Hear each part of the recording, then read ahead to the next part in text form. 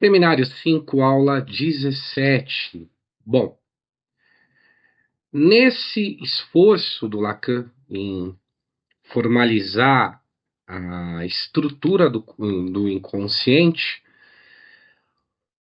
o conceito de grande outro vai ser de suma importância para que ele consiga, de fato, realizar essa formalização.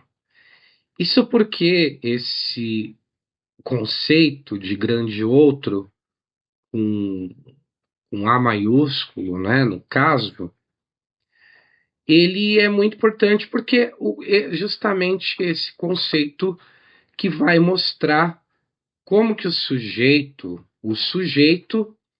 ele então se relaciona com o significante e com a verdade.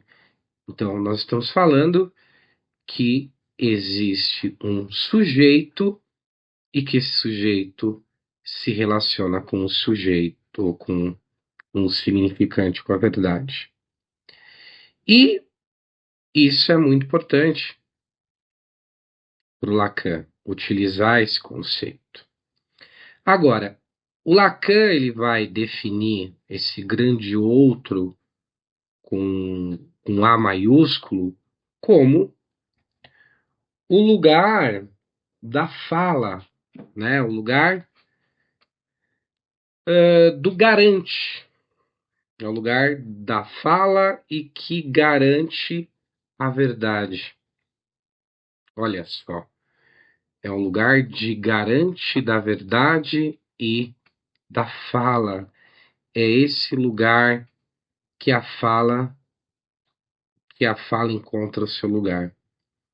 Lacan também vai chamar esse grande outro com A maiúsculo de tesouro do significante. Então, o significante, fazendo uma inversão, tem um tesouro, tem algo precioso. E o que existe de precioso para o significante é esse lugar chamado grande outro, com A maiúsculo. Então, esse grande outro, né? Esse outro com A maiúsculo, é o lugar do código linguístico. Por que é o lugar do código? Porque é esse lugar que vai que vai fazer a representação do simbólico, né? Então, né, esse é o lugar do ordenamento simbólico. E se o sujeito ele, então se relaciona com o significante e a verdade, é porque o sujeito ele está inserido, ele está se relacionando com uma ordem simbólica. Portanto, esse sujeito só pode estar, então, imerso nessa relação importante com algo que é anterior à existência do próprio sujeito. Porque, olha que curioso, esse lugar, esse ordenamento simbólico não nasce com o sujeito. O outro, com A maiúsculo, não é um efeito do sujeito, mas esse sujeito, ele vai ser imerso nesse lugar que é anterior ao sujeito, né? Então, é a ideia de que esse outro é um companheiro, né? Ele é um companheiro a ser encontrado, né? Ele é um companheiro da linguagem. A linguagem convive com esse lugar, com esse ordenamento, né? Esse lugar de ordem, esse lugar que traz uma ordem para a linguagem, né? Então, se a linguagem ela é um conjunto de códigos, né? O outro, para o Lacan, é o lugar onde esses códigos da linguagem, né? Se a linguagem é um companheiro do outro, o outro é nesse outro que o código da linguagem se encontra. É no outro. Esse outro que é anterior ao sujeito. Uh, e é importante que esse outro, que essa linguagem se situe nesse outro, né? Onde está o código companheiro dessa linguagem, porque para que justamente o discurso desse sujeito ele possa de fato ser ouvido. Então, olha que interessante, né? É nesse lugar, né, chamado outro, que o sujeito ele é ouvido em seu discurso, né? Portanto, há esse companheirismo necessário, porque é nesse lugar que o código que vai dar, digamos assim, vida a partir desse companheirismo a essa linguagem, né? E é esse lugar que essa linguagem, trazendo a ideia de que o sujeito, quando se vai emergir, vai ser imerso nesse lugar, ele vai ser ouvido, né? E aí o que vai ser ouvido nesse lugar é o discurso desse sujeito. Então, tem um endereçamento para esse discurso. E é um endereçamento importante por conta dessa junção do código necessário para a linguagem. Agora, o Lacan ele também vai falar que vai falar, trazendo uma grande crítica, né, dizendo que o outro não é uma coincidência, né, coletiva, não dá para, não coincide com a coletividade. Lacan diz que isso é um delírio, né? Porque o outro tá mais para uma instância da linguagem, né? E essa instância ela existe antes mesmo que haja esse sujeito, né? Então, essa instância ela não coincide, não é uma coincidência coletiva, né? Não é uma coincidência porque esse outro ele não depende, né, dessa coincidência.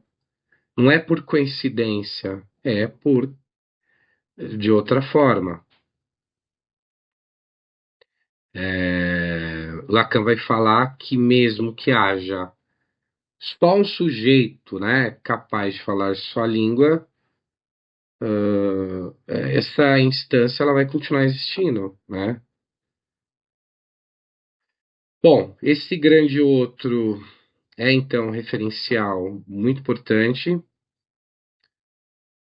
porque quando a gente fala, por exemplo, para que ocorra o prazer do xiste, né? Para que esse prazer do xiste se complete, esse grande outro, então, vai ser o terceiro elemento, né? Que é o elemento sancionador, né? Que vai, de fato, sancionar, autenticar esse xiste, né? E por isso que fala que o prazer do xiste é, então, esse sancionamento que se dá por meio desse terceiro.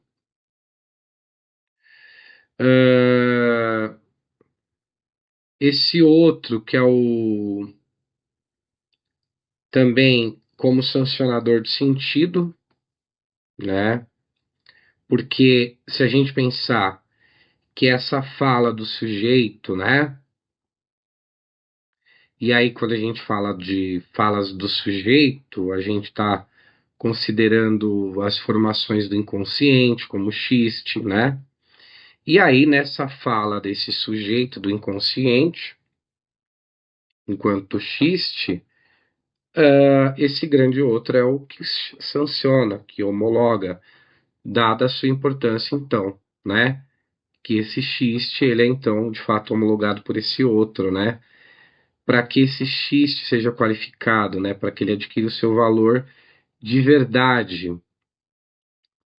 E aí, volta a dizer, para que um xiste seja xiste, então, Lacan é necessário que tenha esse terceiro elemento autenticador que homologa, né, esse outro com A maiúsculo, né, esse grande outro, né.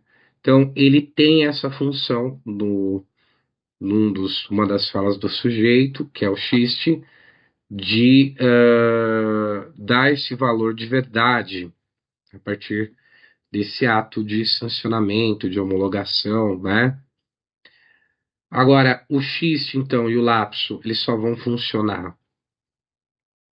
dentro dessa ideia porque eles são reconhecidos, né, pelo outro, com A maiúsculo.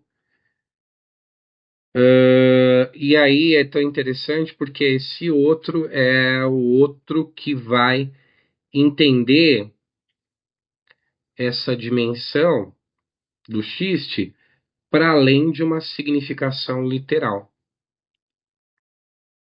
né? Para além de uma significação literal. Então, o outro com A maiúsculo tem essa importância, e é tão interessante que quando esse outro, né, pensando assim, ele recebe e ele sanciona e ele homologa, é como se ele estivesse devolvendo, né, de fato, a bola, né, se ele estivesse reenviando, toma a bola de volta, né? Só que isso ele dá através dessa homologação. Então ele devolve essa bola para o sujeito, né? E aí é tão interessante que ele está dando uma classificação para essa enunciação, né? Do sujeito, ele está classificando, né? Como um xiste. E ele também está colocando quando ele devolve essa bola, ele está colocando no código, né? Está colocando no código como um xiste, né? Então, dada então a ideia de que o grande outro é então cheio de importância, né? Na medida que ele cumpre essa função como terceiro elemento de homologar, autenticar e a partir disso tem-se uma verdade, né, um sentido novo, insere-se no código, enquanto no código, essa ideia do xiste, né? Então, a essência do xiste é, então, essa homologação do grande outro, né?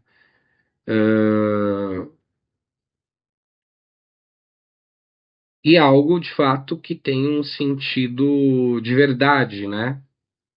Na medida que ele recebe essa autenticação. Bom, o outro também é aquele que faz a transformação do sentido, né? Então, dentro dessa função, Lacan vai descrever o grande outro envolvido nesse processo de criação de sentido, em especial nos tropeços, né, da, da linguagem, como acontece no xiste, né? Então, você vê que o outro está envolvido nesse processo, e por tropeço, porque se você lembrar o xiste, Você tem lá aquele trocadilho espirituoso, né? Que vai lá realizando vários trocadilhos e de repente, pum, é como se houvesse um tropeço e surge algo novo, né? Algo novo através de uma fusão metafórica. Portanto, para que essa metáfora ela ganhe esse sentido de verdade, né? É necessário então que alguém dê essa dimensão de verdade, né? E quem dá essa dimensão de verdade é o grande homologador, o grande outro, né? Então lá nota-se então essa função do outro, né? Nessa importante criação dos sentidos, né? Quando essa linguagem tropeça. Aí Lacan vai falar do pouco sentido também, né? Ah, o pouco sentido, pá, na verdade é o Pio de Sans, né? Pio de Sans, pouco sentido, que é um discurso, então, que o sujeito ele vai articular, né? E esse discurso ele vai apresentar, ou ele pode apresentar um tropeço. E esse tropeço para o Lacan apresentado é um pio de sens, é um pouco de sentido. E por que um pio de sens? Né? E aí a gente pensa que esse pouco de sentido que nasce desse tropeço está dentro de uma dimensão, né? É uma dimensão de degradação, uma dimensão de desorganização do discurso, justamente porque ele nasce de um tropeço, né? Nesse discurso que é articulado pelo sujeito. Então, quando a gente fala da formação metafórica, né, do trocadilho espirituoso, a gente fala desse discurso do sujeito, você vê que vai ser um discurso que vai se apresentar depois como xiste a partir desse tropeço e autenticação do outro, né? Então, esse pouco de sentido, né, esse tropeço com um pouco de sentido, esse Pio de Sans, né, ele é de fato, concerne a uma dimensão, esse pouco de sentido é uma dimensão degradante e que vai desorganizar o discurso, né? Ele vai desorganizar, né? Na medida que ele faz toda uma transformação, né? Só que esse pouco de sentido o Pio de Sans, é a ideia também de que o sentido ele ainda não é pleno, né? Então, a gente também tem a ideia da interrogação no xiste ou no lapso, porque esse xiste ou até o lapso, ele vai jogar com esse Pio de Sans, com esse pouco sentido, só que o xiste ele vai então dirigir esse pouco de sentido, né, dado a partir desse discurso do sujeito, e vai dirigir a quem? Vai dirigir a esse outro, né, com A maiúsculo. Só que ele vai dirigir a esse outro, segundo Lacan, com uma interrogação, né? E aí que tá a ideia bacana do outro, né? Aí que tá a ideia bacana do outro. Porque quando a gente falou do outro como lugar do código, né? O outro como companheiro da linguagem, o outro como ordem simbólica, onde o sujeito está imerso, é o outro que existe antes desse sujeito. Uh, então, esse outro que homologa, né, que autentica, esse outro que vai reenviar, então, de volta, digamos assim, essa bola ao sujeito, E quando ele faz isso, ele está fazendo uma classificação da enunciação, está colocando um código, né, esse outro ele reenvia e coloca um código, né, quando ele reenvia para esse sujeito. Então, essa ideia de que o xiste ou lapso, ele vai jogar, né, com esse pouco de sentido, com esse pio de sans, e aí o xiste joga isso para o outro, e ele joga para esse outro com uma interrogação, né, com essa ideia, né, de, olha, isso daqui tudo, né, esse trocadilho, essas várias cadeias de pensamentos, né, essas várias cadeias de pensamento, né, que estão sendo movimentadas, né, estão sendo fundidas, né, grande outro. O que que isso significa, né? Então, é isso que o xiste faz, né? Ele joga esse pouco de sentido, né? Essa movimentação de posições, joga para o grande outro. E quando joga, a gente entende que é a ideia de uma pergunta, né?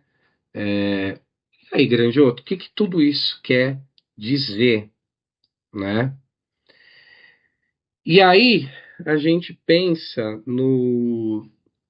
uma outra ideia. Se esse movimento do que acontece com o xiste, né? Que vai em direção ao outro, que envia em direção ao outro o pio de sans, a gente vai para o outro lado, que é o pas de sans, né? Que é a ideia do passo de sentido. Então, quando esse outro com A maiúsculo recebe esse pio de sans, dado pelo xiste, esse outro ele vai fazer o quê? Vai, lembrando que o outro, dentre algumas funções do outro, nesse processo de transformação do sentido, tem a função de homologação. Então, esse grande outro que vai, então, autenticar, vai fazer uma autenticação desse pouco sentido. Ó, você enviou esse pouco sentido para mim. Estou autenticando, né? E aí, quando ele pega esse pouco sentido e faz a autenticação, é como se ele estivesse dando um selinho ali de qualidade, falando, ó, isso aí é xiste. Toque a autenticação de xiste, né? Quando ele dá essa autenticação,